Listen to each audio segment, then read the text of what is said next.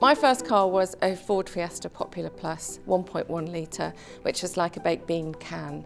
It used to break down all the time and I used to have to hotwire it to start it. That was probably my best car and my worst car in some ways, because it's my first car and there's nothing like your first car, that independence where you can get in your car without anyone sitting next to you and drive somewhere. So I loved that car. I remember it cost me £1,000 and I had to work loads of Saturdays to pay for it. My favourite car I've ever owned is probably a Honda S2000. I love that car. I had about 4 of them, and for me it was like a motorbike but on 4 wheels. So it had kind of skitty back end, and when you know, if you go around a turn in the wet you might lose the back a bit, and it's just great fun. It was really, really fun driving that car. So I loved that. Terrible, of course, in the snow. That's my favourite car. Looked beautiful as well. The car I'd most like to have is a classic Mercedes, though. I like the Pagoda Top SLs. So that's where I'm heading next. I'm laughing because it's like a roller skate of a car. I'm driving a Fiat 500 convertible, which is just a sweet little car because all I need is to go to the airport and shops, really. So it's the most underpowered car I think I've ever owned in my life, and I've also got a Triumph Bonneville.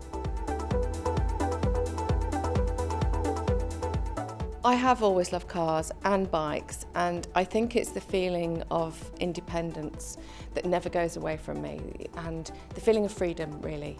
Being in a car, you can think your own thoughts, you're not distracted by anybody, you can listen to your own music if you want to.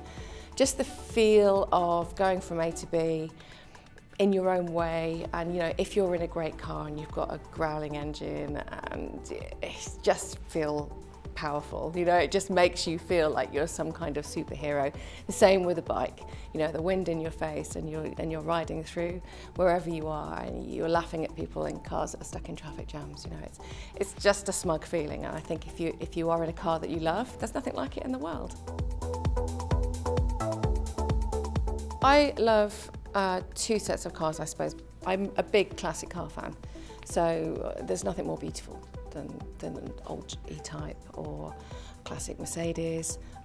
That's probably where my heart is, really.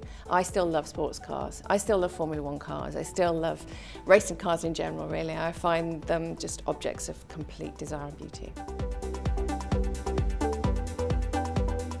There's a lot of women that work in Formula 1, whether they're engineers, whether they're working with tyres, whether they're working. We haven't got that many racers at the moment, but obviously we had, Suzi Wolf was test riding, driving for Williams. I think it will become more. It's a numbers game, ultimately, and women are now being encouraged in Europe and the UK, particularly via STEM. I didn't have that when I was growing up. I didn't know there were any opportunities. Girls are getting opportunities. More girls are driving karts, so it transpires that in the future we'll have more women drivers, engineers, technicians, blah, blah, blah. I think it's the same with MotoGP. I think the more exposure it gets and the more encouragement girls get when they're younger, because that's when your dreams start, when you're a child. It's too late, really, when you're 16, you don't have the experience. So as long as those dreams are being shown to kids, then, why not have female racers? There's no reason. I've worked in the motorsport industry this is my 22nd year, and I only know what it's like to be a woman. I can't compare it to my experience if I'd been a man. I have no idea what it would be. For me, it's been mostly joyous. The highlights have been interviewing world champions as soon as they get out of the car, as soon as they get off their bike, whoever they may be. They're modern day gladiators, and to be a tiny part of that is so special to me. The bad bits, I think guys would get it as well. It's just, you can't please everybody all of the time. You want to get the story right, that's what's important. And you want to ask the questions that people are asking at home. And that's my style, that's what I try to do. And if I'm doing that, then tick, box ticked.